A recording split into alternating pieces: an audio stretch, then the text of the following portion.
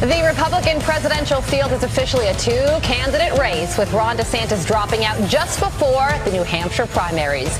You are watching Fox and Friends First on this Monday morning. I'm Carly Shimkin. And just before the start of football yesterday, It was like I was getting ready for the game, and I'm like, Twitter's talking a lot about Ron. I'm Todd Pyro.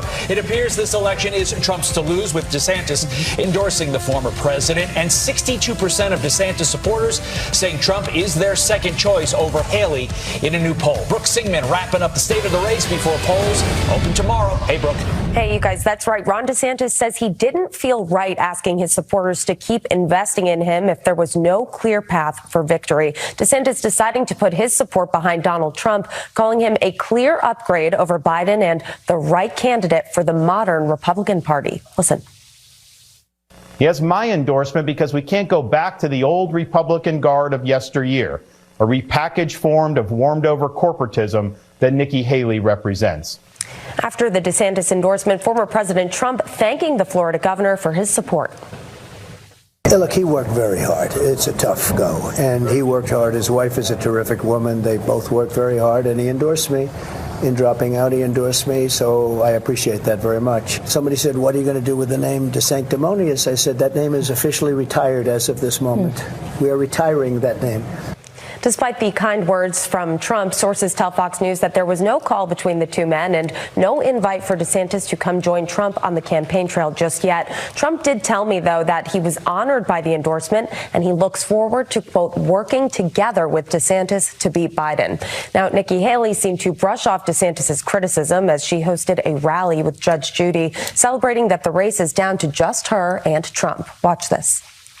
Finding the person that we can be proud of, not only domestically, but on the national stage, Nikki Haley has to be that candidate. How cool is it to have Judge Judy endorse you? It really is. But a brand new poll from CNN and the University of New Hampshire polls shows former President Trump is leading Haley by 11 points. And on the Democrat side, Biden supporters are hosting a Get Out the Vote event to convince Democrats to write in Biden's name since he is not appearing on the ballot. Congressman Dean Phillips will be on the ballot and does face an uphill battle for an upset Biden for the party nomination. But when asked if he would consider a third-party run, he didn't rule it out. I will do anything it takes, as long as the data supports it, to defeat the most dangerous man in the world. I'm disappointed that so many people who could have joined me on this stage to make the case together left me alone to do it. Now, there is some concern over how this influx of write-in ballots may affect how quickly we can get the primary results. But state officials say they don't expect a huge delay in having to hand count those ballots. Guys. All right. We have all been warned. Brooke, thank you so much. We certainly have. Let's bring in National Press Secretary for the Trump campaign, Carolyn Levitt. Carolyn, good morning to you. So you just heard the latest poll numbers out of New Hampshire. Trump at 50%, Nikki Haley at 39%. Can you give us specifics on what success looks like for the Trump campaign in New Hampshire? Sure. Well, first of all, I want to congratulate Governor DeSantis, as President Trump did as well. It was the right thing to do for Ron DeSantis to drop out of this race, and as it has become very clear that Republican voters want to reelect President Trump back to the White House.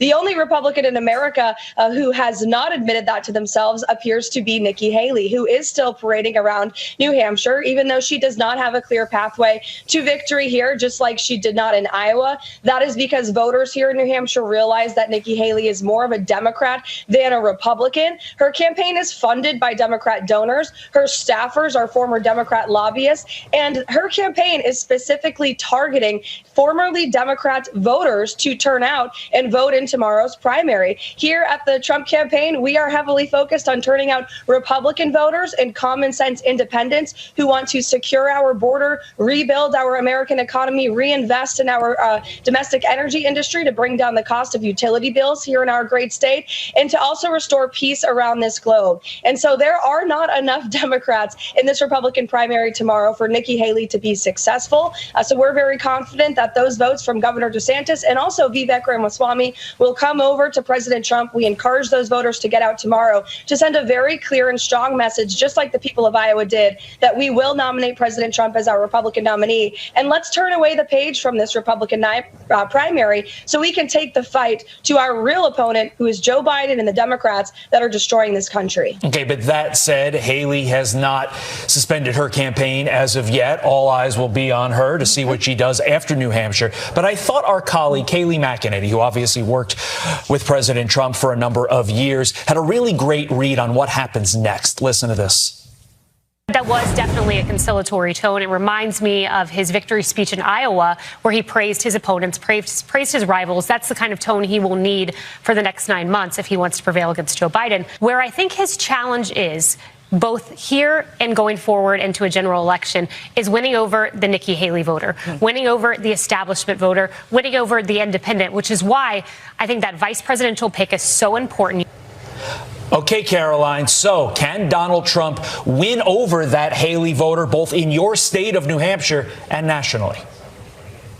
Of course he can. I think President Trump can win over any rational, common sense American that believes in this country, that realizes that they were much better off under President Trump's leadership than they are today under Joe Biden's leadership. President Trump did more when he was in the White House than any president in history. He secured the border. He restored peace around this globe with the historic signing of the Abraham Accords. Our enemies were deterred by his peace through strength foreign policy. He rebuilt our economy for all Americans. Unemployment hit record low, mortgage rates and interest rates too. And so if Americans want a leader who will deliver on the issues that matter most to them and their families, then they should vote for Donald Trump, not just in New Hampshire tomorrow, but also in the general election in November.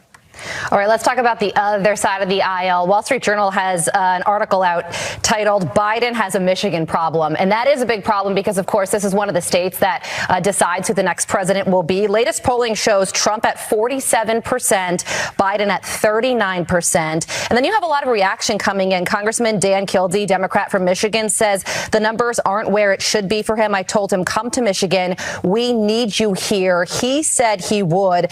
There's a Democratic strategist named Adrian Hammond. He says the level of concern is growing, and it should be. The problem is not policy. The problem is the man. The Biden campaign, though, says that these poll numbers are a long way off. They're banking on the economy improving. They're also banking on the potency of abortion rights and access to mail-in and early voting. What about all of that? Well, I would beg to say that the problem is both the policy and the man. Joe Biden is the worst president we've ever. The United States is forced to respond. And so all of this is happening because of Joe Biden's terrible policies, but also because of the man himself. He is corrupt. He is weak. The American people see it. Our adversaries see it. And again, that is why they will reelect President Trump to the White House this November. Trump campaign National Press Secretary Karoline Leavitt, thank you so much for joining us this morning. Have a great day.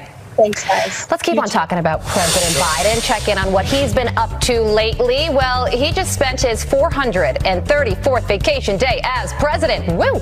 Biden enjoying the weekend flying back and forth between Rehoboth Beach and Wilmington, Delaware. He will return to the White House at noon today. So far, he has now spent nearly 40% of his presidency on vacation while he relaxes taxpayers foot in the bill. Every time President Biden flies on Marine One, it costs about $20,000 an hour. And when Biden flies on Air Force One, that cost jumps up to over $177,000 an hour. Back in 2022, a Fox News digital analysis found that 57 of Biden's Delaware trips cost at least $11 million. That is a lot of dollars. And beyond the dollars, he loves doing that thing that, like a lot of lawyers in the New York metropolitan area like to do in the summer, where they come in from their vacation home at like 11 on a Monday. You're the president. I don't know know if that's something you should be doing every single weekend. That the president is never on vacation because he's always working. That's what the Biden campaign That's that 434 days when we do that, like, mask. Remember Jim Carrey in the mask? We have that visual of the Biden face there in that graphic with the numbers. Each time the number rises. There is also this capitalism is coming for the Democratic Socialists of America. We'll tell you why the group is seeing more red than they bargained for. You know, if Biden wants to win Michigan, he should throw on a Barry Sanders throwback and get on the Lions bandwagon because the NFL Conference Championships are set. Today, Fulton County DA Fani Willis will appear in court for the divorce case of her special prosecutor, Nathan Wade. Willis is accused of having an inappropriate relationship with Wade, who was also hired as the prosecutor in Trump's Georgia election case. Wade's ex-wife providing documents that allegedly show the pair took several trips together while working on Trump's case. It's not clear if Willis will testify today. She claims Wade's marriage fell apart before she met him and that she does not have any relevant knowledge on the matter. Listen to this. ICE agents reveal that an illegal immigrant facing child sexual abuse allegations was released from Fairfax County Jail without any notice. He was supposed to be handed over to federal agents. However, the county did not honor that request. The suspect was found and rearrested in Springfield, Virginia, about a half hour from D.C. after, he punched an ICE agent. ICE saying in a statement, quote, Fairfax County refused to honor the ICE detainer lodged against this Honduran citizen. When ICE detainers are ignored by local authorities, the public is put at risk. Unfortunately, this time the result was the unnecessary injury of a federal law enforcement officer. Different kind of ice here. A dangerous ice storm headed for the Central Plains and mid-southern U.S. today, and it's expected to bring dangerous conditions for commuters. The storm will also increase the risk of power outages and travel delays because of all that ice. As much as a half an inch of ice could build in the area. Northern Arkansas right there, southern Missouri. Senior meteorologist Janice Dean here with our Fox weather forecast. JD. That's not good. It's one of the most dangerous weather you can have, especially on the roadways, and people are trying to get in, and measurable ice on the roads and the power lines is going to bring, traffic to a complete halt in some cases. Hopefully people are not traveling, but you can look at the current temperatures.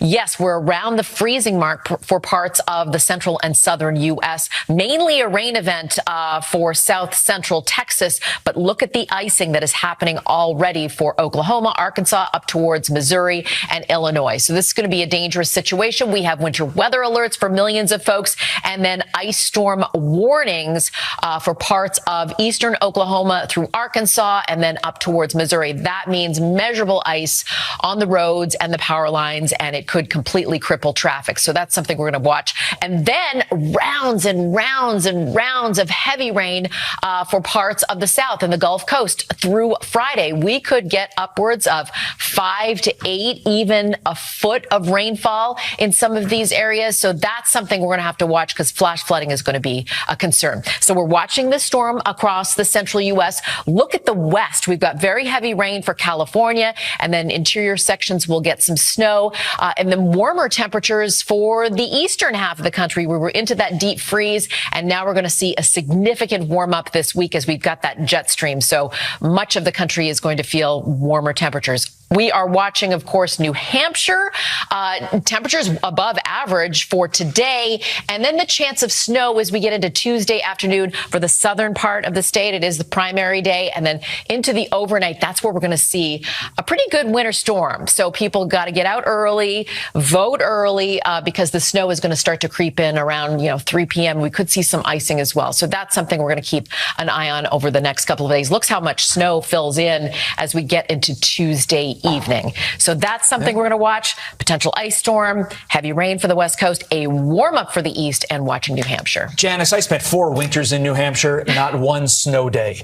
They go, no matter the snow. It's a lot. Ooh, it is something. Yes, absolutely. But we'll see about the election. We JD. will keep you posted. Thank you. Yep. The Chiefs are going to be headed to their 6th straight AFC Championship after beating the Buffalo Bills. Sorry, Bills fans. Travis Kelce was key to the Chiefs' victory, scoring 2 touchdowns. The first time he's found the end zone since Week 11.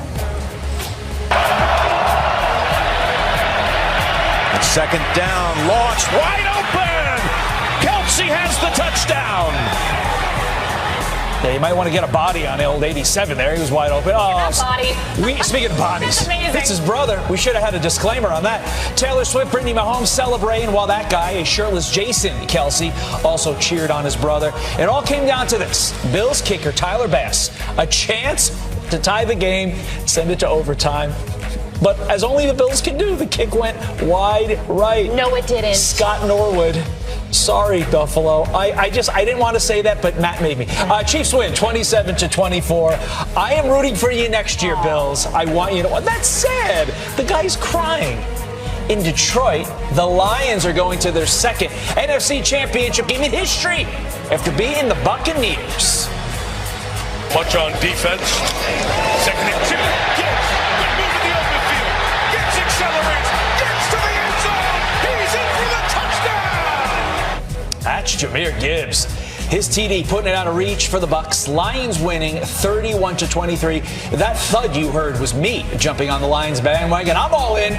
We have our final 4 teams. The Ravens, the team that's probably going to win this whole thing. They're going to host the Chiefs in the AFC Championship, while the Lions head to San Fran to battle the 49ers in the NFC. I mean, look, the Niners looked really vulnerable this weekend. If ever a shot for the Lions to get in there, now is the time. I think you could beat the Niners. Your Super Bowl pick is... Oh, I hate to do this. Go. Fast. Ravens, Niners, but boy, I want Chiefs, Lions. There, I said it. I love the Jason Kelce shirtless. Do I just you? retired. I am just going to have a lot of fun. That's a disgusting image. Sorry, Buffalo fans, the Scott Norwood thing. No, I thought it was great. I thought it was great. He had a lot of fun. He looked great. Speaking of images, we have a fun PSA to announce. We want to see more of you guys, the people who watch our show every day.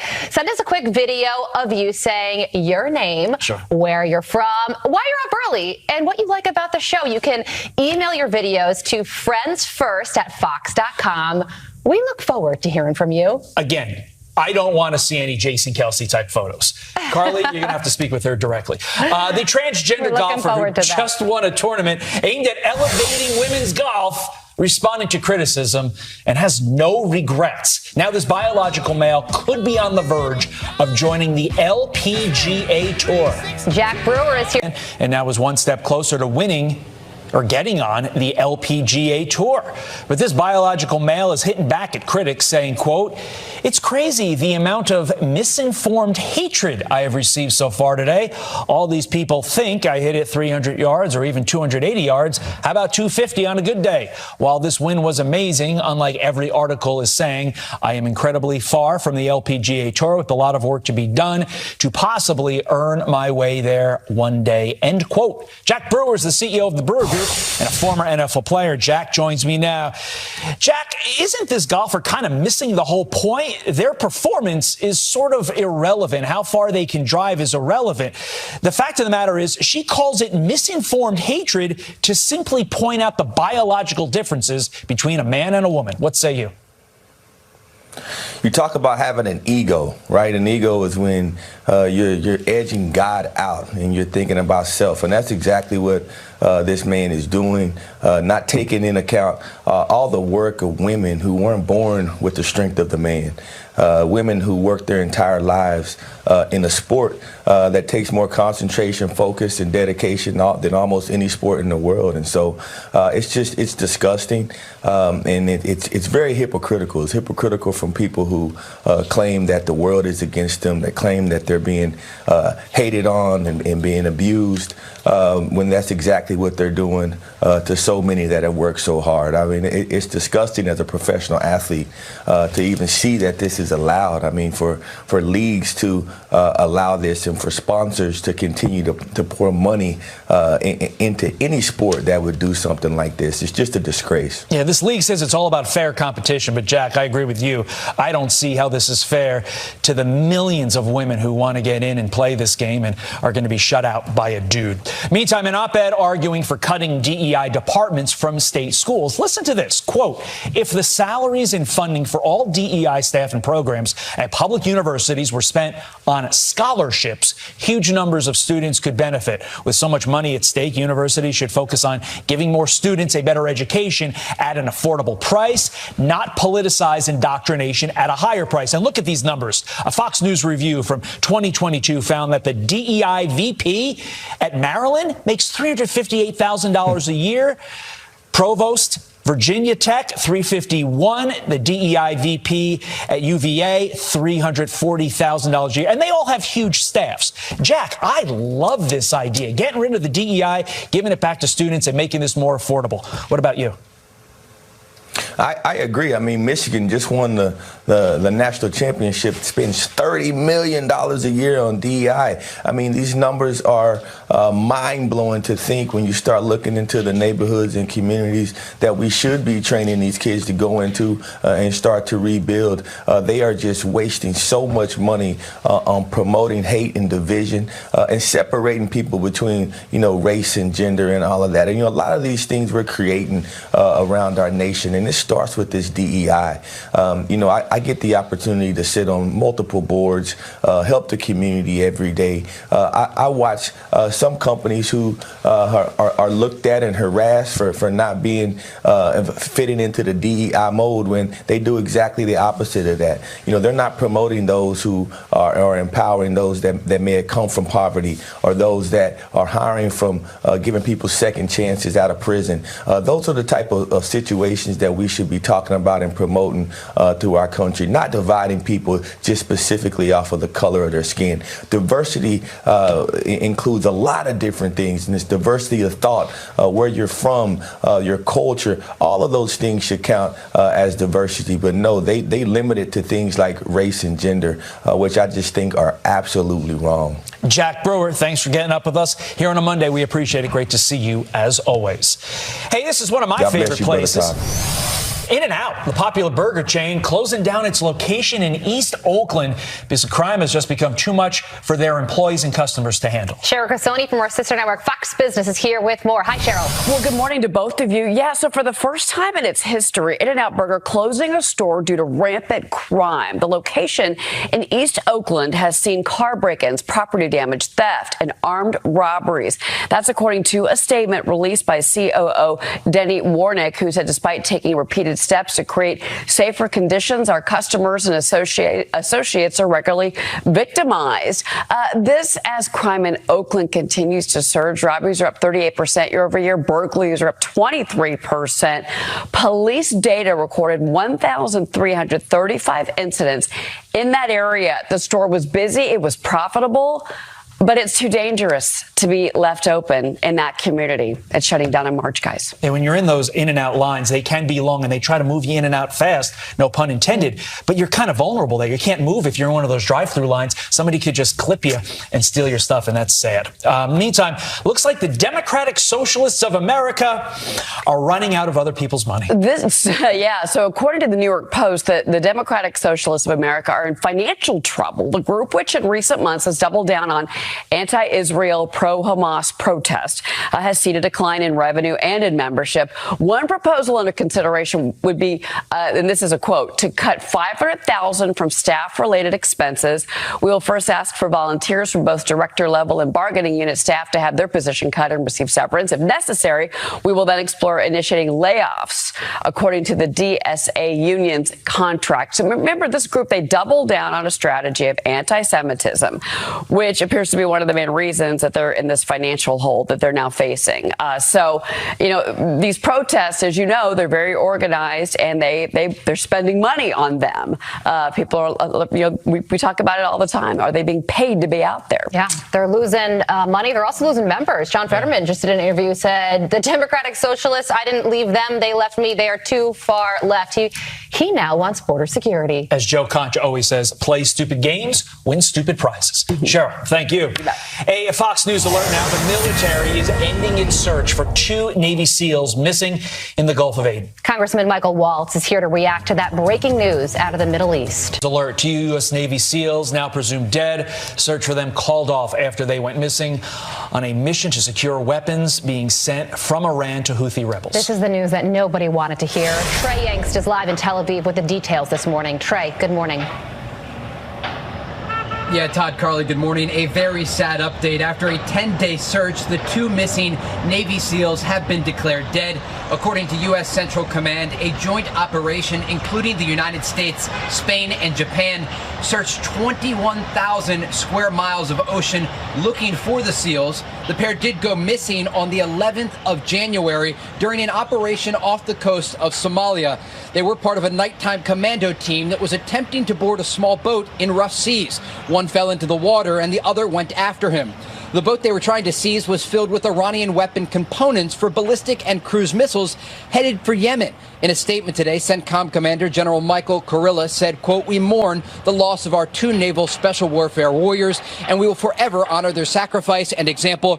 Our prayers are with the SEALs' families, friends, the U.S. Navy, and the entire special operations community during this time." Now, the names of the 2 men have not yet been released as families are still being notified. And the update does come as American forces are expected to continue strikes against Iran-backed Houthis in Yemen as they threaten commercial shipping lanes in the Red Sea, along with U.S. interests and allies. Now, the Biden administration is hoping to keep the conflict here between Israel and Gaza focused on the region, but there are real concerns today that this war could expand to the broader Middle East. Todd, Carly. All right, Trey Hanks live for us in Tel Aviv. Trey, thank you so much. Let's bring in Florida Congressman and Army veteran Mike Waltz. Mike, good morning to you. No man left behind. We are hearing that one Navy SEAL fell into the water and then the other SEAL jumped in after him, and now they're both presumed dead. How are you processing this news this morning? Well, it reminds me of the famous Churchill quote that Americans and the world sleeps peaceably at night because rough men stand ready to do violence on their behalf. And you have to think about the mentality in rough seas, the middle of the night. You don't know what you're getting into in terms if you're going to be engaged violently as you're boarding the ship, and you see your fellow SEAL go into the dark ocean and you go in after them. That's how the SEALs train. That's their mentality. And my heart is broken, but we will also make sure that those Gold Star families are taken care of. The other piece, Carly, is just frustration. This is so frustrating. Those SEALs shouldn't have been put in this position. We're dealing with the tentacles. We're dealing with the symptoms of the disease, whether it's the Houthis, our soldiers that are being fired on in Iraq, our ally in Israel that's getting hammered right now by Hezbollah, by Hamas and others, rather than this administration admitting it was wrong on Iran, reversing course on Iran, and drying up the cash. We will never be able to stop all of the weapons in every ocean, on every smuggling route going to those proxies. You have to dry up the cash in Tehran. We have to go back to maximum pressure. This administration has got to reverse course on its Iran policy, or we're going to lose more service members. Yeah. Well, the Navy SEAL mission that went sideways was on a boat carrying Iranian weapons used by the Houthis to target those ships in the Red Sea. And so far, the Pentagon estimates that we've taken out about a quarter of the Houthis' arsenal, and yet they remain undeterred. You're talking about increased sanctions, but tactically, is there something missing that the Pentagon isn't doing to deter the Houthis that they should be doing? Well, we waited too long, number one, and then number two is it's just going to take time. And a lot of ordnance and a lot of military engagement to take down these stockpiles that that the Houthis have built up over time. Here's what we're not doing. We're not getting at how the Houthis are receiving the intelligence of what ships to attack. And they're getting that from Iran. Iran has an intelligence ship in the Red Sea that's helping the Houthis target. Let's take that ship down. But this administration won't cross that line to make Iran itself feel the pain. And therefore, the attacks are just going to continue. And now you see this ragtag terrorist group taking on the most powerful navy in the world. And the propaganda victory for the Houthis and for Iran is tremendous. So the Washington Post, Congressman, has an article out that details the Biden administration's thinking right now. And they write the Biden administration is crafting plans plans for a sustained military campaign targeting the Houthis in Yemen after 10 days of strikes failed to halt the group's attack on maritime commerce, stoking concerns among some officials that an open-ended operation could derail the war-ravaged country's fragile peace and pull Washington into another unpredictable Middle East conflict. So, according to that Washington Post article, the thinking is to keep doing what we're doing right now, taking out these Houthi missiles over a sustained period of time. Hopefully they will not be able to attack these maritime ships anymore. But at the same time, there is concern that this could draw us into further conflict or possibly a war in the Middle East. What do you think about that? Yeah, I think the administration is backing us into another protracted conflict in the Middle East because of bad policy. And it's quite ironic because this same administration, including Biden, including the Democrats in the House, pull the tapes, were beating up the Saudis and beating up the Emiratis for their engagement, their war with the Houthis. Just a few years ago, we demanded that they shut it down. Now we're dragging ourselves into it. And rather than bombing every single missile site in Yemen, again, let's go after the source of the disease, which is Iran. Sometimes you have to escalate to de-escalate. And right now, this administration is so afraid of the war spreading, they're actually causing the war to spread. And that's what's so frustrating. Go after the source of the disease. Congressman Michael Waltz, thank you so much for joining us this morning. Have a great day. All right. Thanks, Carly. All right. There's also the allegations of an inappropriate relationship between Georgia DA Fani Willis and one of her subordinates are getting so bad. Even the media is starting to concede that her case against Trump might be over. Joe Concha is next on that. It could be. But first, Lawrence Jones live in New Hampshire. Carly loves when I say it. I love it. Where he just interviewed former President Trump ahead of tomorrow's primary. LJ.